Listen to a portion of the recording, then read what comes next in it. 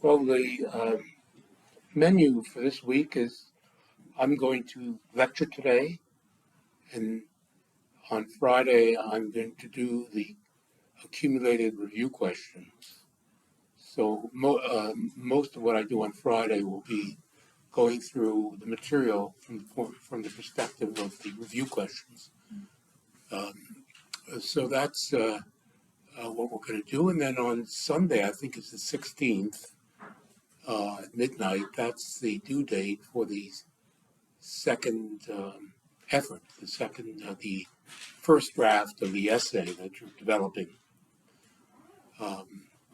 I've put all the accumulated videos. They're up for your review.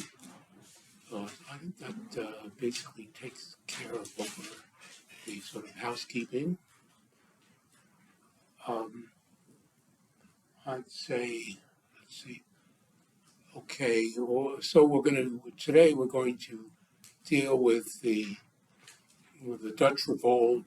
Then we're going to look at France, and hopefully we're going to begin to look at England, and then we're going to move to the Ottoman Empire. That'll be the next subject. That's the way things are going to go. But before I begin, I want to make some political comments. I told you that I am a political person, and I know this material quite well. This is the areas my specialty and so on. But I also know contemporary politics, and so this is what I have to say. That you can expect that the key thing that's happening is this American election, congressional election, coming up in November. In my view, the Democrats will be decimated. The Democrats are a war and inflation party, and the public will react by decimating them. They're going to lose the election big time. The Republicans, Trump is actually speaking about peace. which is a strategy, because he knows that 60% of the American population now favor peace talks with the Russians. And this is the way things are going. And so the Republicans are going to come back. But I would say that,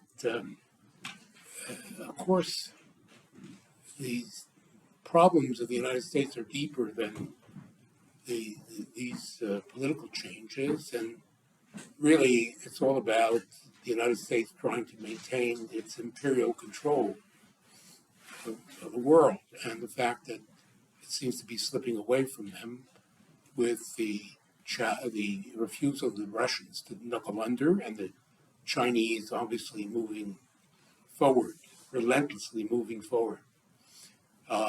And so it doesn't bode well for the United States. It doesn't bode well for Canada, because Canada is basically Canadian politics. It's not that it's completely dominated by what happens in the States, but it has a huge effect. And I expect that the Liberals and their tail, the NDP, will be also decimated, and that the Conservatives will become the new government in Canada sooner or later. They have a very clever leader. And will that change anything? Of course not. It's not going to change it. It'll make things worse. But that's what's going to happen.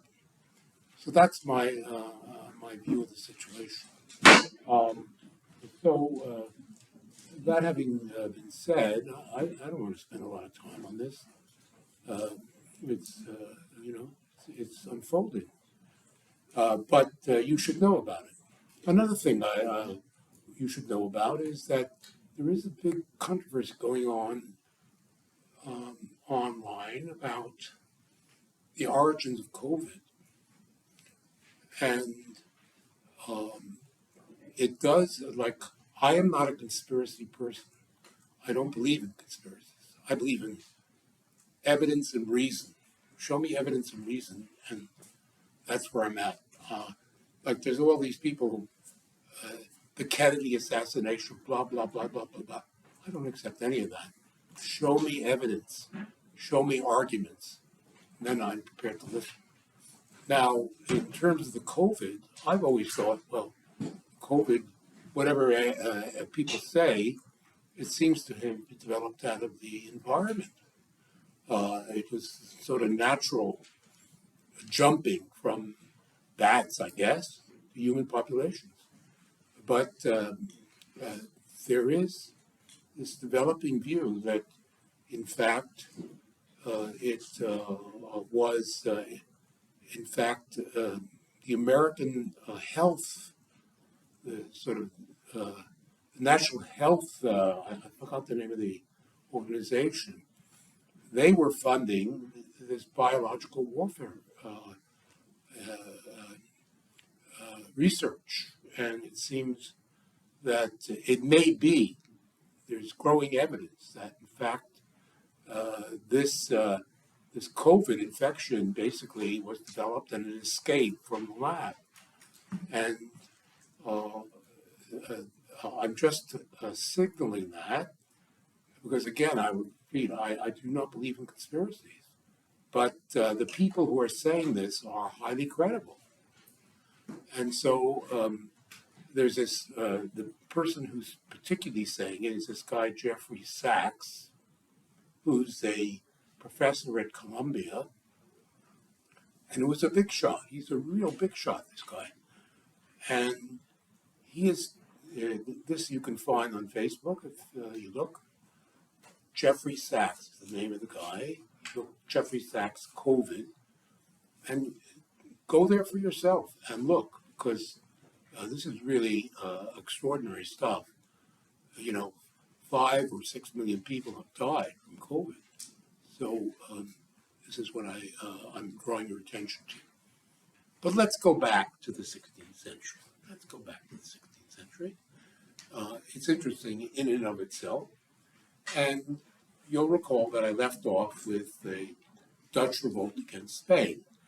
the Spaniards, Philip II, tried to impose Spanish absolutism and the Catholic Inquisition on the people of the Netherlands. 3 or 4 million people in the Netherlands. Most of them were moderate Catholics, or significant numbers were Calvinists or Lutherans. Some were already Mennonites. They weren't having it. And so in 1566, they rebelled. So you can see it on the notes here. And Philip II sends in the Spanish army, and they reconquer the southern flatlands, what today is Belgium, Flanders in particular, because this is good terrain. But the people up in the north, especially in Holland, which is the large northern province, they successfully resist the Spaniards. And they're able to do so because there were all these rivers and canals, which are perfect for the defense. The Spanish army cannot easily take this area. And secondly, in the middle of the war, this is a war, and we associate war with economic hardship. But in fact, as the war unfolds, the economy in the northern part of the Netherlands, in Holland, gets better and better. Rather than the war sort of sabotaging the economy keeps growing rapidly. And in particular, the city of Amsterdam, remember earlier in the 16th century, it had been Antwerp, which is in the Belgian part. That was the focal point of commerce.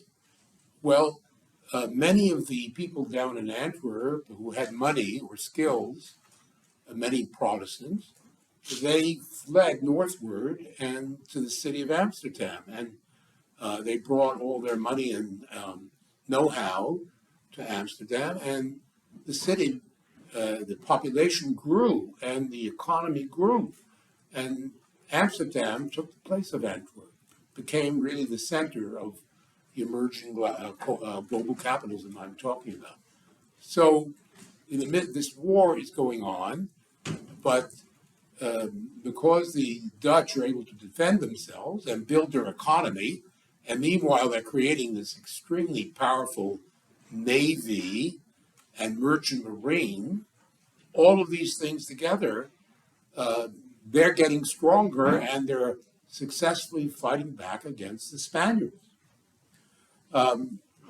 This Dutch, and of course what we're talking about, of course, is the North, which declares its independence in 1580, declares itself the Dutch Republic, is run by the Calvinists. The Calvinists are in charge.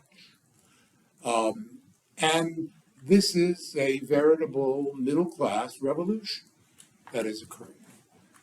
Absolutism and nobility are swept away, and you have a middle-class republic emerging based on this powerful capitalism that's developing in this country. And I would remark that it's the first of what we call the three great middle-class or bourgeois revolutions that occurred during the early modern period. The first of them is in Holland. The second occurs in England in the middle of the 17th century. And the last, of course, is the French Revolution of 1789. So I'm just giving you the sequence of these developments. But what's so amazing is the fact that rather than, of course, there was suffering and death, but the economy and politically and militarily, Holland made a good thing out of this situation. This became a successful revolution and war of national liberation. Of course, Dutch patriotism developed, this sort of early modern sense of nationalism developed. So these are really momentous developments. And what should also point to the fact that by this point, the Mediterranean is fading, and the Atlantic, the world capitalist economy, it's all on the Atlantic. Across the Channel are the English, who are developing their own capitalism. And this whole area, northern Germany, northern France, this has become the center of this emerging European capitalist economy. So that's what I would overall say. Now, by the mid 1580s, the situation was still difficult. And so Elizabeth, who is now the Queen of England, she decided that it would be very dangerous for England if Spain succeeded in its plan to take back the whole of the Netherlands. And so she sent 5,000 men, infantry, to Holland to help the Dutch. And this was tantamount to a declaration of war there with Spain. This was to defy the Spanish king, Philip II. There already had broken out a kind of unofficial naval war between the Spaniards and the English. The English private merchant naval vessels were people like Sir Francis Drake, Martin Frobisher, these buccaneers, these sort of naval entrepreneurs, if you like, were already raiding the Caribbean and Spanish possessions and seizing gold from the Spanish fleets and so on. So there was this war already happening. But after 1585, the Spaniards and the English are at war. And of course, as I noted last time, the Spanish Armada, 1588, Spain decides to invade England, and England wins a huge victory in this conflict. The reason for that is because the English ships were better, faster, more navigable. They had their cannon were far superior than those of the Spaniards. Spain was a feudal country. They didn't know how to manufacture things properly, whereas the English, their ships, their cannon, even their naval experience was superior. And so what you're seeing is that this deeply sort of powerful sort of capitalist economy is expressing itself in the form of not only the political conflict with feudal and absolute Spain, but also in the form of warfare, in the form of naval warfare. The English are getting the better of the Spaniards as a result. And as a consequence of this victory and also subsequent victories, by 1609, a truce was arranged between Spain and its enemies. Holland clearly now emerged as an independent country. The Spaniards basically gave up any attempt to reconquer Holland. Holland, allied with England, had emerged more or less victorious from this contest, this war. And meanwhile, visible signs of collapse from the point of view of Spain. Spain, the Habsburgs, Charles V, Philip II, the Catholic Counter-Reformation, it all begins to visibly decline. The energy goes out of this whole thing. And the foundation, the reason for this is that the silver and gold, which was the basis of the whole thing, from the beginning of the 16th century, the mines begin to decline in the New World. They're not as productive as they once were. The amount of bullion that arrives in Spain is declining. So they don't have the fiscal resources to carry on this conflict. Meanwhile, the Spanish economy, which has been completely neglected, remember I explained how hostile the monarchy and the nobles were to the middle class in Spain. That had all, in the course of the beginning of the 17th century, manufacturing, industry, trade had withered within Spain because the monarchy and the nobility thought, oh, we could always rely on the bullion from the New World. Well, at the end of the day, by the 1620s, there's this decline in the amounts of bullion arriving. And so Spain sort of fades away. And as you'll see, it's the French who deal the final blows against Spanish power in Europe. And by the middle of the 17th century, Spain is becoming a third or fourth-rate power. And this is the way Spain was to remain for centuries, right until the 20th century. Meanwhile, Holland was booming. And what I want to talk about is the characteristics of this Dutch republic, this Dutch capitalist middle-class republic that has now achieved its independence. To put it simply, in the 17th century, given this base that I've been talking about, this little republic of 3.5 million people was the dominant economic and commercial power in Europe in the 17th century. 3.5 million people. But they dominated the European, indeed the world economy during the 17th century. And I've already sort of suggested some of the reasons for this, but we should also note that they had a very good agricultural and industrial foundation. Dutch agriculture was highly developed. It was a country of small farmers, but these farmers were commercial farmers. They were small capitalist farmers, and they developed all kinds of specialty crops and were extremely prosperous. They could provide a basic nutrition to the majority of the population in Holland lived in cities, which is extraordinary, the fact that they could live. The population in pre-industrial Europe for the 19th century, most people lived in the countryside and had to grow their own food. Well, in Holland, the majority were now living in the cities.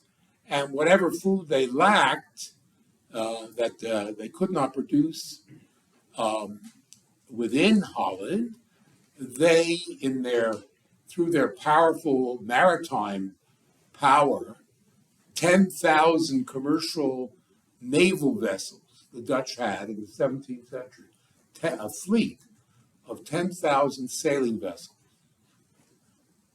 They could bring whatever they needed.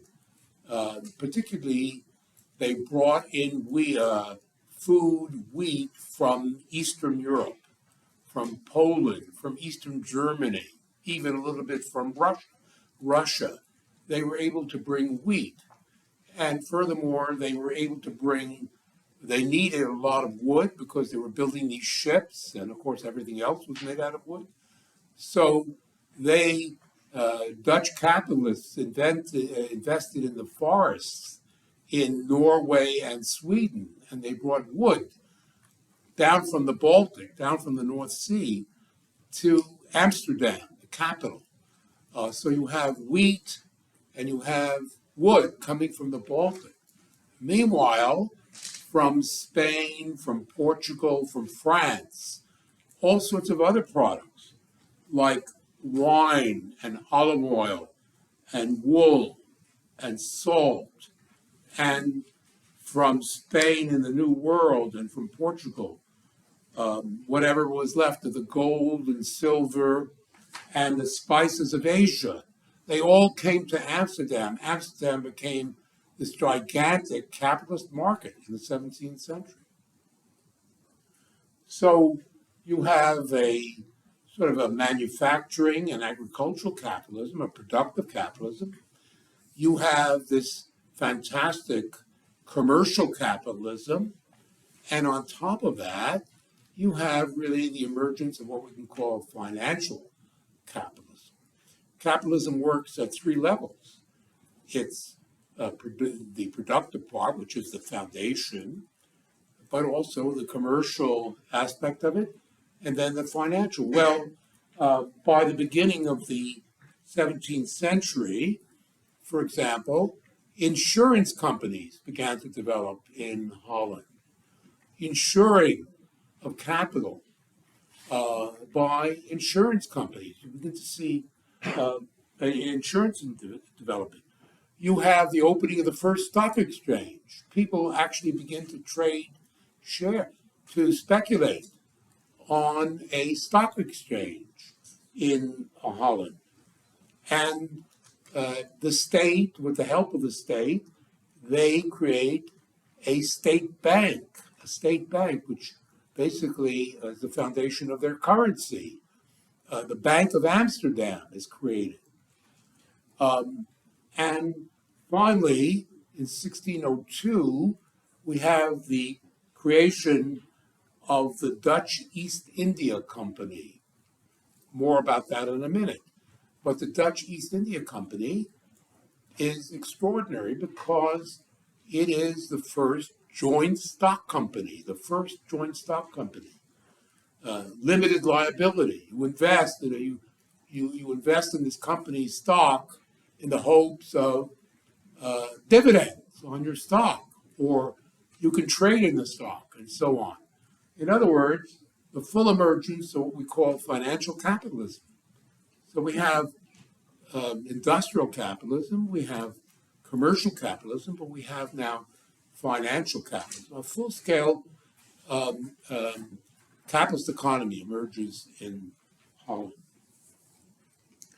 And with this, of course, the Dutch, not only do they control with their huge maritime fleet the commerce of all Europe, they can move freight, they can move cargo at, faster and more cheaply than any other European state. And so they control the whole of the sort of commercial trade of Europe in the 17th century. But beyond that, they decide that they're going to attack the Portuguese Empire in Asia. Remember, all of this began with the spices, with the silks, the porcelains, and so on, which attracted the Europeans at the beginning of the 16th century. Well, essentially, the Dutch take over. The Portuguese, as I explained, were weak.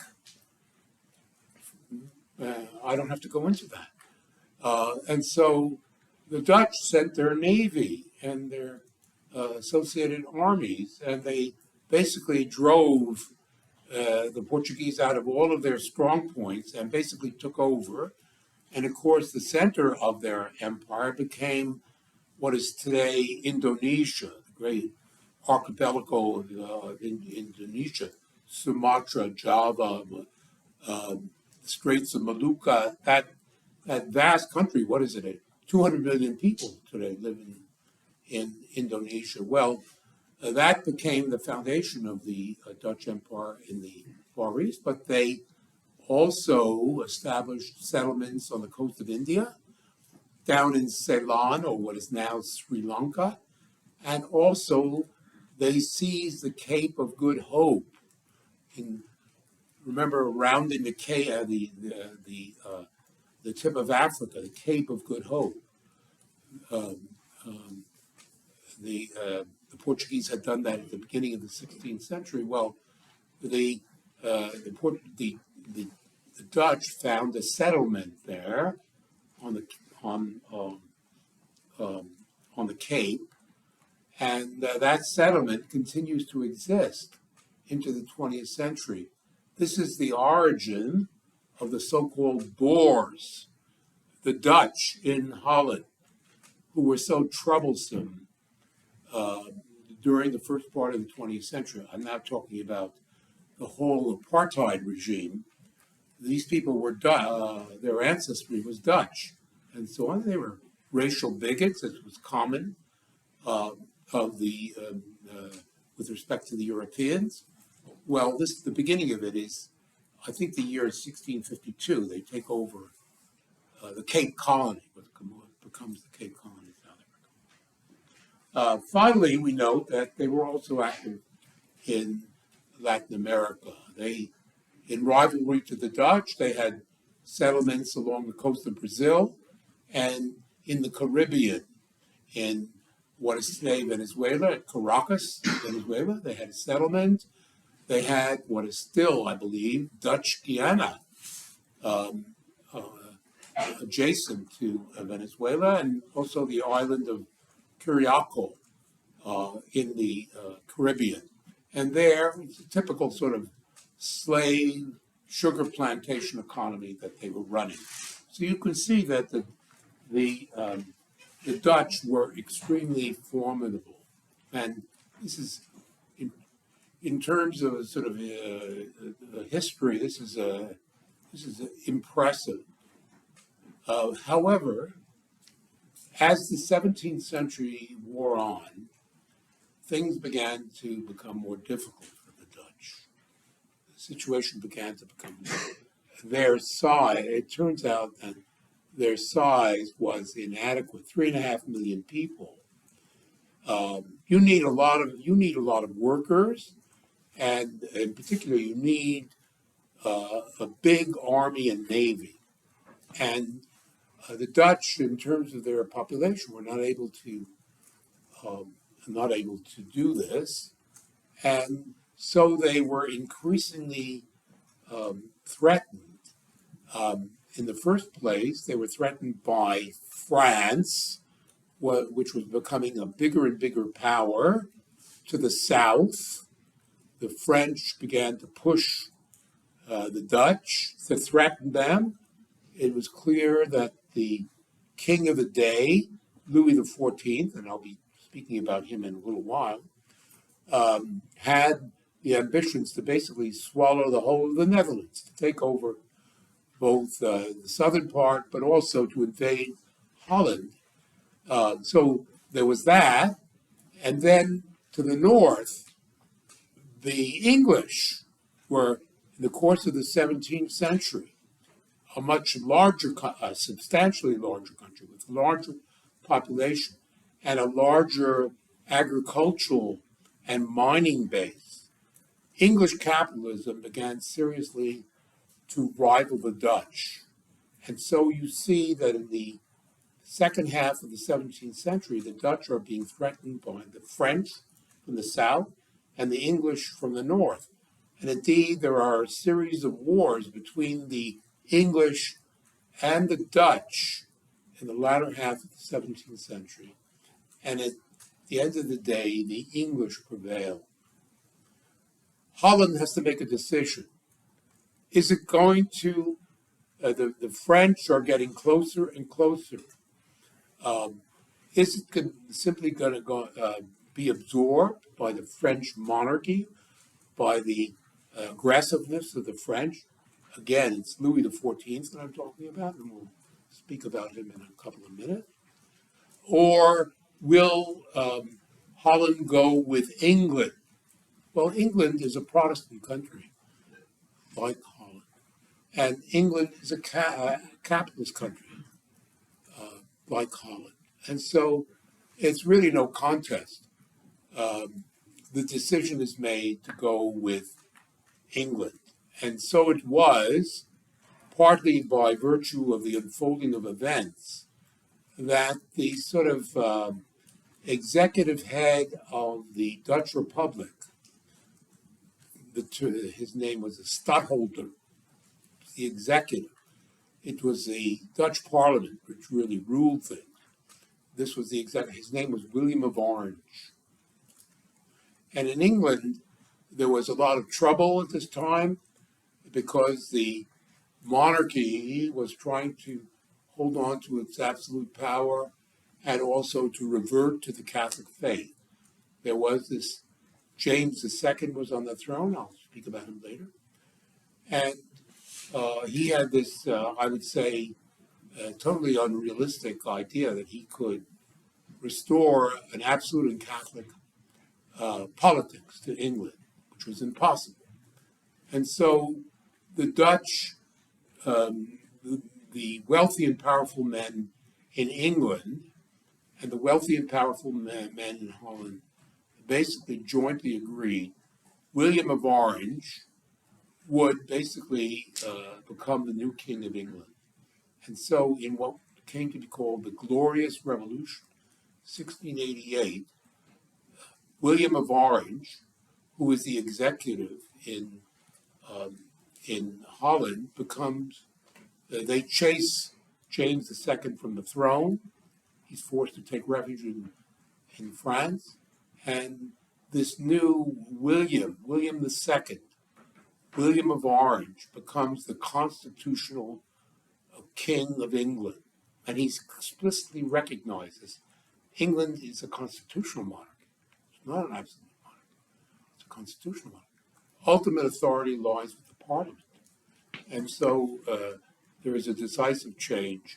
And we could say that Holland and England, basically, they form a partnership. And this partnership has continued down to this very day.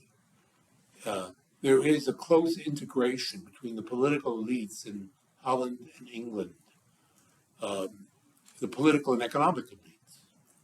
Take a company like Shell Oil, for example. It's an Anglo-Dutch company, and you see this again and again in terms of the integration of Dutch and English capital. So that's basically the story of Holland. It becomes the junior partner of the UK, of England, at the end of the 17th century. But, of course, this discussion basically has raised the whole question of the rise of France.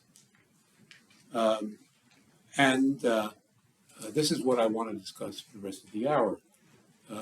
The emergence of France as the great power on the continent of Europe in the course of the 17th century.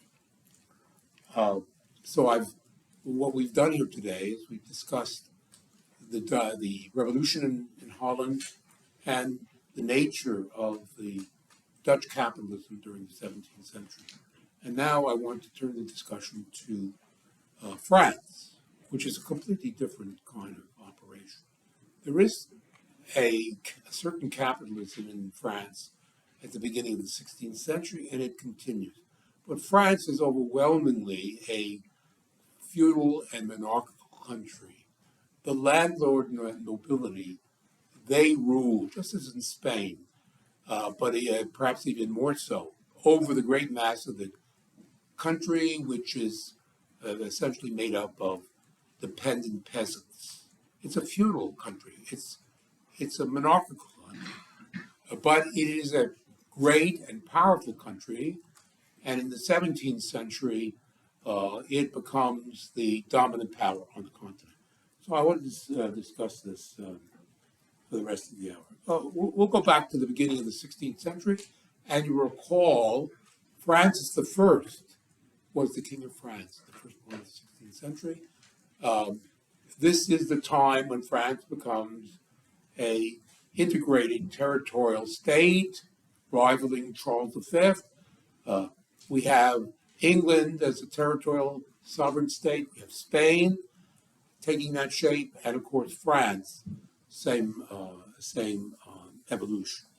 And indeed, in the course of the first part of the 16th century, there are these great wars between the French and the Spaniards, Charles V and so on. Francis I is constantly rivaling Charles V in the first part of the 16th century. This powerful French monarchy of the first part of the 16th century, at the beginning of the 1560s, the beginning of the 1560s. And notice that the conflict in Holland or in the Netherlands broke out during the 1560s. The same thing happens in France. We call this another religious war because from 1562 until really 1598, there is a constant war between the Calvinists and the Catholics in France. Second religious war. Remember, it's all prepared by the Reformation and the Counter-Reformation. It expresses itself now in this religious war in France between 1562 and 98. And French population was somewhere around 21 million at this point. During those 30 or 40 years, 62 to 98, maybe 4 or 5 million people died during this conflict. It was extremely violent conflict, war of religion between the French and between themselves. Calvinists, country divided between Calvin and Catholics. And I want to stress it was a religious war. There was huge fanaticism on both sides, but also the nobles took advantage of the situation. Some of the nobles became Catholics, some of them became Calvinists, and they sort of they went back to the good old days, the medieval times. They just fought one another and defied the king. The kings lost their power in the face of these rivalries between the nobles. And meanwhile, the cities, who had been forced to pay higher and higher taxes to finance the wars of the first part of the 16th century, they also rebelled. So you have total chaos in France in the course of these 4 decades. Total chaos going on, and great loss of life. In the midst of this, finally in 1589, and look in key words in Umlearn, the leader of the Calvinist side, a great military leader and charismatic figure, a great Calvinist leader, his name is Henry of Bourbon, or Henry of Navarre. He had this territory in the south, in Navarre. So the family name is Bourbon. He's the founder of the Bourbon dynasty. Well, in 1589, as things worked out, Henry of Bourbon, he inherits the French throne. The whole line of Valois, of the earlier kings, dies out. And Henry of Bourbon, who now calls himself Henry IV, takes power he ascends to the throne in 1589. Well, the Catholics are not going to accept this. No way are they going to allow a Calvinist to take power. And although the Calvinists were very strong, the Catholics were still the majority in France and so on, and they were determined to resist at every level. The nobles, the peasantry, they would not accept a Protestant king. So in 1594, Henry IV announces that in order to put an end to the war, he, a Calvinist, is going to convert to the Catholic faith. And this guy was a real comedian, a real joker, a bon vivant, and he explained this by saying, Paris is worth a mass. Paris is worth a mass. Meaning, if I can become king, if I can have Paris as my capital, it's worth going to mass. So, in a kind of cynical move, and it was a cynical move, he converts to the Catholic religion, and the Catholics are prepared to accept this. And I want to notice I said cynical. This guy had read Machiavelli. Everybody by this point had read Machiavelli. And it was all about power. And so you see that there's a shift, whereas at the beginning of the 16th century, it's all about religion. By the end of the 16th century, after all this slaughter, sophisticated people are beginning to say, and the common people, we don't care about whether you're a Protestant or a Catholic. We just want peace, and for the elites, it's all about power. And so you see Henry IV converting in this way. And he turned out to be, he's considered one of the best kings that France ever had. In 1598, he issues what's called the Edict of Nantes. Again, refer to key words. The Edict of Nantes, which is an edict of toleration. He proclaims that the Protestants, he had once been a Protestant, will be tolerated in France. There will be a certain freedom of religion between Catholics and Protestants. In 1598, he does this. Secondly, using the sort of mercantilist principles, he begins to restore the French economy. He helps with royal money to build manufacturing and to protect against the manufacturers of other countries.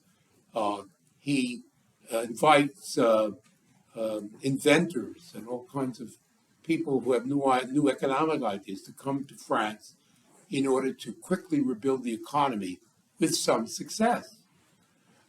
And he does make progress in getting the Catholics and the Protestants to talk to one another.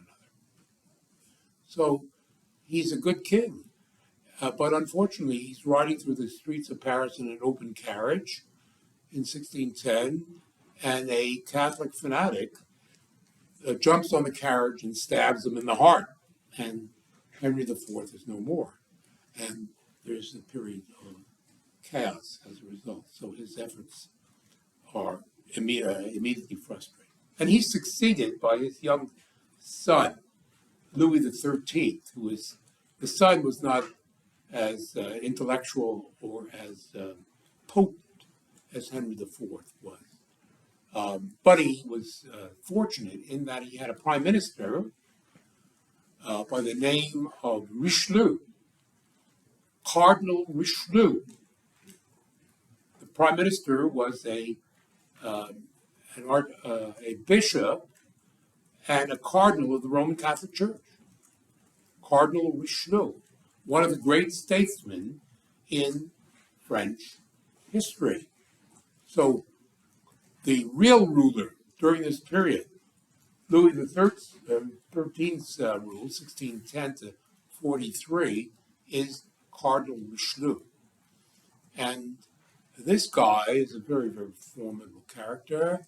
He too had read Machiavelli. But his Machiavellianism was not personal. He changed the whole direction of Machiavellian thought. Machiavelli had taken a kind of completely individualistic view of the use of power politics to get your way, whereas Richelieu's view was different. It wasn't for personal advancement that he did the things he did. And what he did is he would do anything, including assassination, in order to gain his way. But his way was all about advancing the interests of the French state. The French state was the foundation of order. What France needed was order and greatness. So Machiavelli's principles become applied not in terms of individual ambition, but in terms of advancing the power of the state. And we call this kind of politics raison d'etat, reason by reason of state. By reason of state. In other words, anybody who is seriously interested in politics from this point onwards and right down to the present It's all about raison d'etat. What is good for the state is what I do as a politician. Of course, it's ultimately it goes back to Machiavelli, but you can see it's beyond simply personal ambition. It's about the power of the state, advancing the power of the state. And the state becomes the ultimate determinant of what politicians and statesmen do. To protect and enhance the power of the state becomes the end of politics. And of course, religion is merely an instrument in this game. Religion is one of the ways in which you deploy politics. In the same way as today, the politicians use all kinds of rubbish ideology to sort of bedazzle the common people. Back then, it was all about religion and so on, advancing the cause of religion, but it was really about power politics. So Richelieu, with this attitude, is able to continue the work of Henry IV. He builds up the economy. He builds up the army. He begins to create colonies, mercantilism, including Canada. It's during the period of Richelieu that Canada begins really to take off as a French colony. And above all, he goes after Spain, and he demolishes, with the help of a much enlarged French army. The French become the dominant military power in Europe by 1643. We can say the French supersede the Spaniards. So on abroad, it's the Dutch and the English in terms of the sort of Atlantic and the global economy, but on the continent, it's France that rules from this point. And this sets the stage for the ascension of the greatest of the French kings, Louis XIV. Louis XIV, called the Sun King, who has a very long reign from 1643 to 1715. Louis XIV, and in illustrations in Unlearned, there's this portrait of Louis and his great palace. He builds outside of Paris, of course, the Palace of Versailles, which becomes the setting for the exercise of his magnificent power, and we'll talk about this subsequently. Okay, thank you.